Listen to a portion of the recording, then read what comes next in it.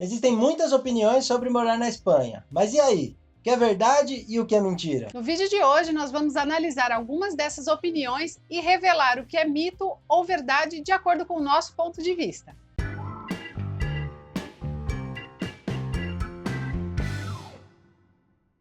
Habla galera, beleza? Sejam muito bem-vindos mais uma vez ao canal. Para quem quer saber tudo sobre a Espanha, para quem ainda não me conhece, eu sou o Thiago. Eu sou a Luciana. Para o vídeo de hoje, nós separamos algumas opiniões muito comuns entre os brasileiros que têm vontade de morar aqui na Espanha. E nós vamos dar a nossa opinião, de acordo com a nossa experiência nesses mais de 2 anos vivendo aqui na Espanha, sobre o nosso ponto de vista, se é mito ou se é verdade cada uma dessas opiniões. Nós queremos ir um pouquinho além daquela questão de se o espanhol toma banho ou não, né? Porque quase sempre que a gente vê essa questão de mito ou verdade, está falando aí, será que eles tomam banho todos os dias ou não? A gente quer discutir um pouquinho além. Embora aqui, na nossa opinião, a gente acha que eles tomam. Não dá para falar por todos os espanhóis, mas os que a gente conhece, acho que toma, né? Pelo menos, aparentemente, tomam banho todos os dias, né? Bom, e vamos começar então já com o primeiro tema um pouco polêmico, né? Que é a questão se é mito ou verdade de que brasileiro não ajuda brasileiro. E aí? Bom, mais uma vez aí só ressaltando que é de acordo com a nossa opinião, com a nossa experiência, tudo que a gente viveu até esse momento, e nós podemos dizer que isso é um mito, sem dúvida. Pelo menos no nosso caso, a gente cruzou aí com vários brasileiros, assim, tanto que só fez amizade independente de trabalho, quanto os que a gente precisou de ajuda desses brasileiros, ou melhor, quando nós precisamos de ajuda em qualquer quesito, aí seja para, não sei, arrumar trabalho, para ajudar aqui na questão da locação do nosso imóvel. Então, assim, sempre teve brasileiros envolvidos. E, assim, eu não acho que foi só sorte, que nós tivemos a sorte de cruzar com esses brasileiros bons. É isso, desde que nós chegamos aqui, desde o começo, nós fomos ajudados por diversas pessoas e tinha sempre um brasileiro. Tinha brasileiros também. É o que a gente fala, tem mais de 100 mil brasileiros vivendo na Espanha. É impossível que todos eles sejam picaretas, querem te ferrar, sabe? Na verdade, o que a gente põe é que são pessoas. Você não vai confiar numa pessoa porque ela é brasileira e desconfiar da outra porque é espanhol, ou o contrário. Eu desconfio desse porque é brasileiro e confio nesse porque é espanhol ou qualquer outra nacionalidade. E aí essa pessoa que você confiou também pode te dar o tombo, pode te prejudicar. Essa questão de te ajudar ou prejudicar, na nossa opinião, independe da nacionalidade da pessoa. É isso, são pessoas. Aqui para nós, assim, a gente não ajuda uma pessoa porque é brasileiro, ou não deixa de ajudar uma pessoa porque não é brasileira, porque às vezes, dentro dessa lógica da impressão, só ajuda o brasileiro também, sabe? Não, nós ajudamos pessoas. E também a gente ajuda sempre, cada pessoa ajuda com o que pode. Muitas vezes as pessoas esperam que, porque é brasileiro, porque é do mesmo país que o meu, tem que fazer tudo por mim. E aqui, assim, cada um tá com a sua vida, cada um tá com os seus problemas, né? Tá todo mundo num novo país, tá todo mundo fora da sua casa. Então, eu acho que o que às vezes acontece é isso, vai um pouco da expectativa do brasileiro com relação ao outro brasileiro. E o outro brasileiro faz o que ele pode. E se às vezes não carrega no colo como o outro está esperando, aí já fica naquela, é porque brasileiro não quer ajudar. Mas assim, é realmente isso. Quando a gente chegou, precisava de um contrato de trabalho para poder alugar a casa. Precisava colocar um valor alto no meu pagamento de salário para poder justificar. Encontramos um brasileiro que nos ajudou muito, que fez esse contrato de trabalho. Mas nós pagamos o imposto relativo. Nada mais justo, sabe? Mas não dá para esperar que a pessoa vai te contratar e ainda vai pagar, vai te fazer o contrato e ainda vai pagar os gastos relativos a esse contrato, sabe? Então a gente tem que ser assim, tem que pôr na balança também que... A situação do outro, né? Exato. Às vezes a pessoa vai te dar um contato de um emprego e aí é por sua conta. Você vai lá, você entra em contato, você faz a sua parte, sabe? A pessoa não vai poder pegar você e levar no local e falar, olha, contrata esse porque esse é brasileiro, sabe? Então assim... Até agora, toda a experiência que a gente teve foi muito positiva, a gente sempre teve ajuda. Até comentamos o último emprego, esse emprego que eu estou agora foi também amigos nossos, onde brasileiro também, sabe? Então, assim, para nós, totalmente mito. Totalmente mito. Mito ou verdade que aqui na Espanha, para os imigrantes, só existe subemprego? Mito ou verdade? Para nós, mito. Nós conhecemos aqui imigrantes, tanto brasileiros quanto de outras nacionalidades, que possuem posições de chefia, de comando em algumas empresas. Então, assim, isso mostra que é possível. É lógico que em algum momento, principalmente quando a gente chega, a gente não chega aqui por cima, né? Então, provavelmente nesse começo é necessário encarar alguma profissão, algum trabalho aí que seja fora da sua área, como é o nosso caso, a gente já contou diversas vezes aqui no que a gente trabalha, e assim, a gente encara como um reinício. E nesse reinício, sem problema nenhum, a gente está encarando aí o que aparece de serviço. A gente ainda não vivenciou essa questão de ter subido de cargo, enfim, coronavírus aí, como vocês sabem, atrapalhou aí bastante. Eu estou em casa aí já há mais de um ano, então, assim, nós ainda não experimentamos isso, mas com as amizades que nós fizemos, até no próprio ambiente de trabalho, tinham muitos chefes, tanto como brasileiros, como de qualquer outra nacionalidade, colombiano, Peru, República Dominicana, com cargos altos. Mas assim, a gente sabe que a pessoa já está aqui na Espanha há 5 anos, e quando ela começou, ela fazia exatamente o serviço que eu faço. Então, assim, a gente sabe que a pessoa começa de baixo e que ela vai subindo, mas que sim, existem as oportunidades mesmo para os imigrantes. Ainda falando sobre trabalho, é mito ou verdade que aqui é necessário trabalhar em 2 empregos ou mais para poder sobreviver? Mito também, na nossa opinião, mas tem que levar em consideração aquilo que a gente fala. A Espanha não é o país mais adequado para aquela pessoa que veio para juntar dinheiro e voltar para o país, né? Voltar para o Brasil.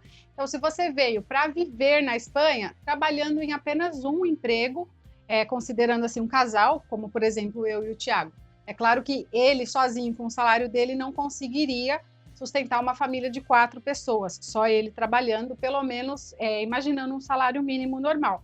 Mas assim, um casal, se os dois estiverem trabalhando, não tem necessidade de você encarar aí 2 ou 3 empregos para sobreviver. Tudo é isso, depende do objetivo. Às vezes você vem para cá e você quer trabalhar por um ano bastante, juntar um dinheiro para depois, não sei, passar um tempo só viajando. Aí você vai ter que trabalhar em mais de um emprego.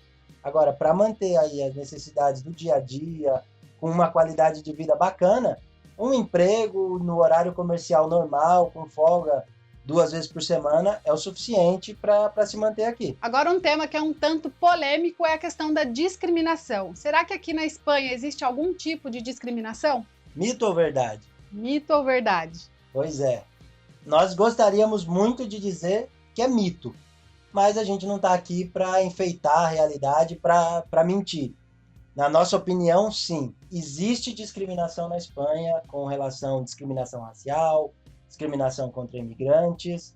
É um país que tem isso, assim... Não é de uma maneira descarada, porque o que a gente percebe é até que eles tentam, assim, maquiar um pouco a coisa. Por exemplo, falando com nós que somos imigrantes, às vezes eles têm um pouco a mania de dizer assim, eu não tenho nada contra, eu tô só falando aqui, para mim é tranquilo, mas assim... Ele conta alguma coisa que um imigrante fez, né, alguma coisa de ruim, e aí ele fala assim, não, mas eu não estou querendo dizer que ele fez isso porque ele é imigrante. Eu não tenho nada contra, eu até tenho amigos que são imigrantes, sabe? Mas dá para perceber. Você percebe que isso é uma justificativa ali, um politicamente correto, mas que eles têm sim essa discriminação. Tem alguns povos imigrantes aqui que a gente nota que sofrem um pouco mais de discriminação quando eles falam, quase sempre, pelo menos tudo que a gente está passando aqui, pessoal, é o nosso convívio, é a nossa realidade. Então, pelo menos no nosso convívio que a gente vê, o pessoal, quando se refere a romenos, o pessoal da Romênia, né, que é que eles falam Rumania, e quando eles se referem aos marroquinos, também, quase sempre, né, junto com a palavra marroquino vem uma palavra depreciativa, sabe? Então, assim, também tem bastante com relação a negros, infelizmente. Sabe? Nós não podemos dizer que nós sofremos discriminação na nossa pele, assim, sabe? Graças a Deus não aconteceu. Mas assim, e quando aconteceu, ainda foi uma discriminação com a nossa filha e foi por parte de outros brasileiros, assim, de crianças brasileiras. A gente, claro, estamos falando de crianças, mas tudo que a criança sabe, tudo que a criança leva para a vida, ela adquiriu dos pais. Então, assim, um dia no parquinho, a gente percebeu, assim, a gente viu algumas crianças brasileiras e a gente falou para nossa filha, olha, eles são brasileiros, as crianças são brasileiras, vai lá, brinca. E ela se aproximou, E ela assim, ficou toda empolgada por falar português, porque ela sempre, assim, nunca brincou com nunca ninguém brincou. aqui que fale português, sabe? Então ela Foi se feliz. animou, sabe? Se aproximou, e ela faz isso em todos os parquinhos que a gente vai. Ela sempre faz um amigo, sempre brinca com as crianças.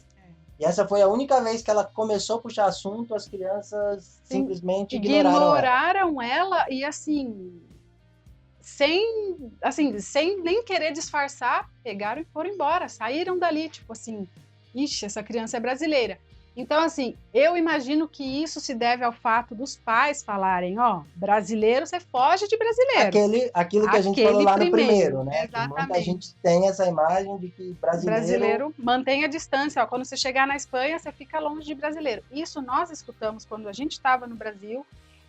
Eu, em outra experiência que eu já morei em Londres, também tinha o mesmo boato, a mesma fama de, ó, chegar lá em Londres, você fica longe de brasileiro. Então, eu acho que isso é uma coisa que rola em todos os países, num geral, e o que eu acho que o que aconteceu com a nossa filha foi devido às instruções dos pais, né? Teve uma vez que você estava no mercado, né, e uma mulher estava falando em português, e quando percebeu que você era brasileira ela começou a falar em espanhol, sabe? Ela estava no telefone, aí eu ainda comentei com o Thiago, eu falei, nossa, será que ela achou que eu fosse abraçar ela no mercado? Oi, você é brasileira também! Então, assim, tem muito isso. Você percebe que aqui parece que é brasileiro fugindo de brasileiro, e isso não é verdade, só voltando lá no primeiro. E a única discriminação que até hoje nós sofremos, graças a Deus, assim, foi por parte dessas crianças que são brasileiras. Eu passei por uma situação no trabalho uma vez que dá para classificar como discriminação, sabe? Embora naquele momento ali eu não percebi isso, mas eu estava fazendo um determinado serviço que para mim ainda não estava bom, mas do jeito que eu estava fazendo era aceitável, já, assim, é a maneira como se faz, mas eu queria melhorar, e fui perguntar, né, pro meu chefe ali, no caso, pedi umas dicas, né, para melhorar o serviço, e ele falou, não, isso aí que você fez para um brasileiro já está muito bom. E na hora ali eu levei um pouquinho como brincadeira, sabe, a gente não espera isso, não tive nenhuma reação. Depois, refletindo um pouco, eu fiquei pé da vida, e se ele falasse de novo, ele ia levar uma bem levada. Mas, assim, aí naquele momento, aí depois eu refleti, falei, acho que foi sim um ato de discriminação. Procurei fazer o serviço melhor ainda que eu fazia, e ele depois, 2 dias depois, comentou com outras pessoas, não veio falar comigo, né, que eu fazia aquele serviço melhor do que o irmão dele, que era um profissional já de muito tempo, espanhol, que tem 30 anos de profissão. Depois ele comentou isso com outro colega de trabalho, né? Não falou para mim, mas assim, deu uma pra discriminação. Deu para ver um pouco essa questão de, para um brasileiro tá bom, né? Para um brasileiro que costuma fazer serviço ruim, o seu tá bom, e depois o que ele fez é tipo assim, olha, você viu, um brasileiro conseguiu fazer um serviço melhor do que um espanhol que tem muita experiência. Então, assim, uau, né? Tipo, não se esperava isso de um brasileiro. Então, de certa forma, foi sim um ato de discriminação. Muitos brasileiros se queixam e querem sair do Brasil porque reclamam que no Brasil as leis não são cumpridas. Mas e aqui na Espanha? É mito ou verdade que aqui na Espanha as leis são cumpridas ao pé da letra? Mito ou verdade? Bom, para nós, mito. Pelo que nós já vivemos aqui, a gente vê assim muitas pessoas que não cumprem a lei, principalmente na parte de lei trabalhista e na parte de sonegação de imposto. Você vai em muitas lojas e você compra e não te dão a nota fiscal, né? Não te dão o cupom. Você sabe que essa venda foi feita, como eles chamam aqui, em B, né? Esse dinheiro não vai ser declarado. E na parte trabalhista também, tem muita empresa que não cumpre a lei. Por exemplo, a jornada de trabalho na Espanha é de 40 horas.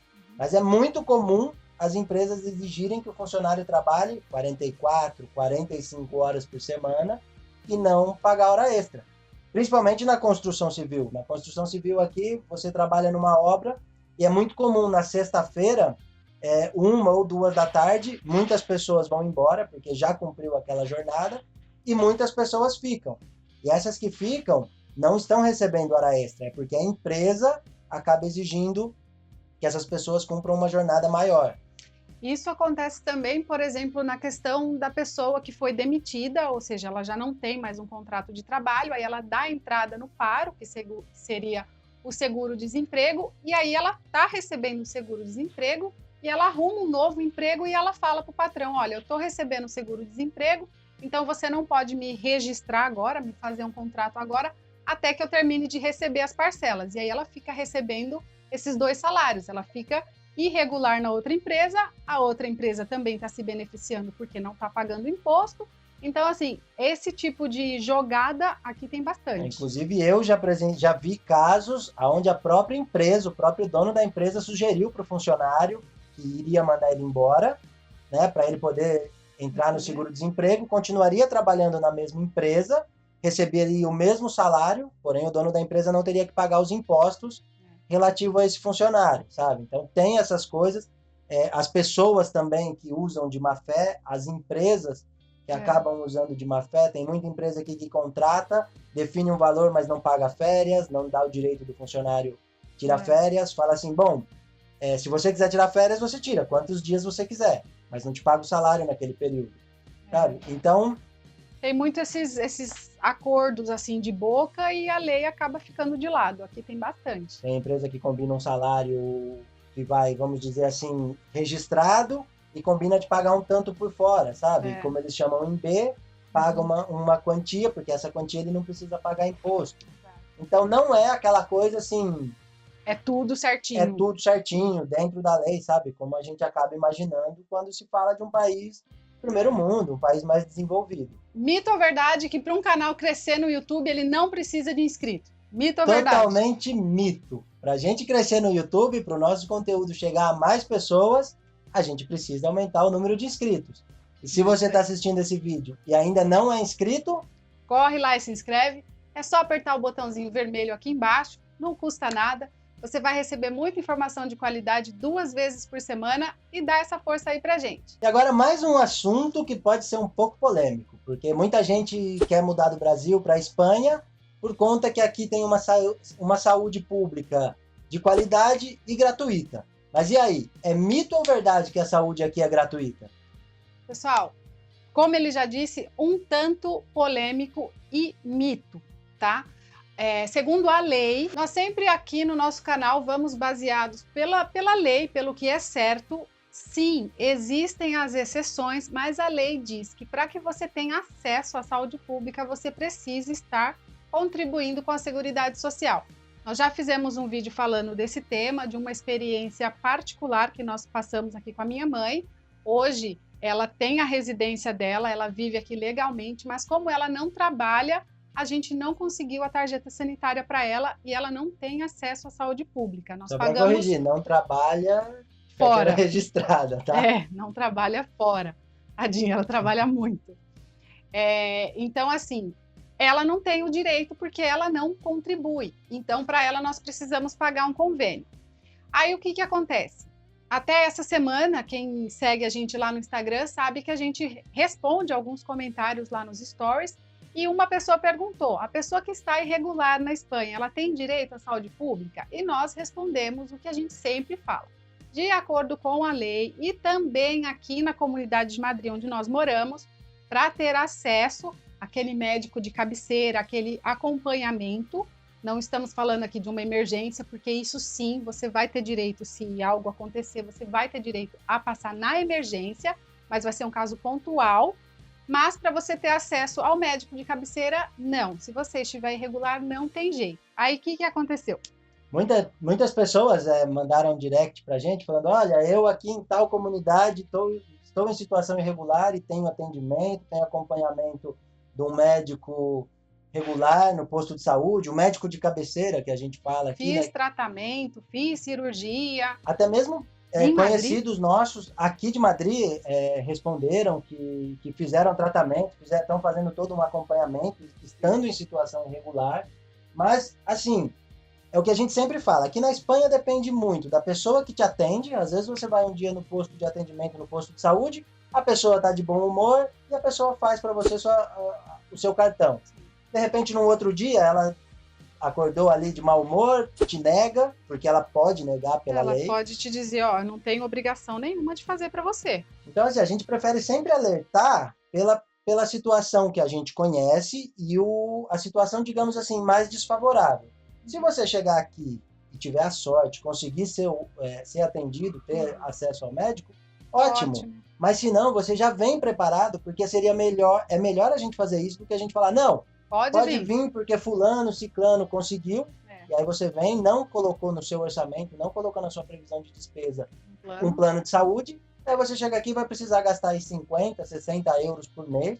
Você não estava contando, exatamente, sabe? E vai falar, eu vi essa informação em tal lugar, então assim, a gente sempre fala pelo que é o correto, existem as exceções, existe a questão sorte, então aí você decide se você quer vir contar com a sorte ou não. E agora a vez do trânsito aqui na Espanha. Será que todo motorista espanhol ou todos os condutores aqui na Espanha são educados? Mito ou verdade? Para nossa opinião, mito. Porque, assim, é um trânsito que, no geral, é melhor que o Brasil, sim. Principalmente porque aqui não tem a quantidade de motos que tem no Brasil. Aí o pessoal passando no corredor ali toda hora, sabe? Então, assim, é um trânsito que você dirige mais tranquilo. Mas a cordialidade não é tanta, sabe? No Brasil, por exemplo, se você dá seta, é mais comum que as pessoas cedam para você mudar de faixa. Se você está saindo com seu carro está estacionado, e você começa a sair, o motorista que está vindo, geralmente, ele freia para você poder sair, sabe? E aqui não.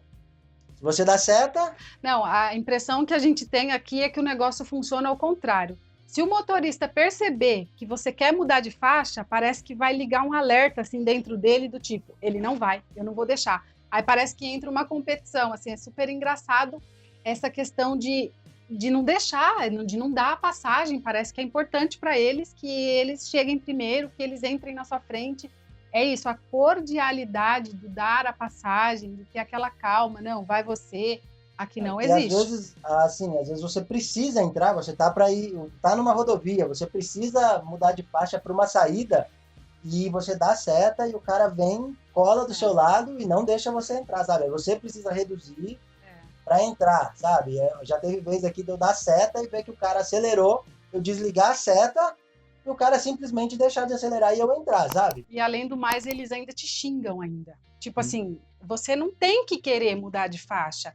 Então aqui é muito importante que você se antecipe bastante. Se você sabe que daqui a 2 quilômetros vai ter uma saída que você vai ter que sair, você já começa a 2 quilômetros atrás tentar mudar de faixa, porque se deixar para fazer muito ali na frente, você vai perder a saída e de verdade, você vai perder a saída porque eles não deixam você entrar. E o melhor de viver aqui na Espanha, com certeza, é que aqui a gente pode viver viajando. Isso é mito ou verdade? Mito.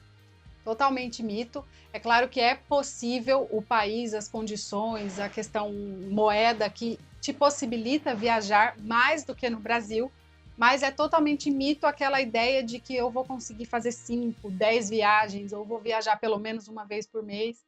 Não vai, porque aqui você tem a vida de quem vive aqui, de quem trabalha aqui, então você não vai ter nem tempo e nem dinheiro para viver viajando, né? Exato. Mais uma vez nós falamos pela maioria.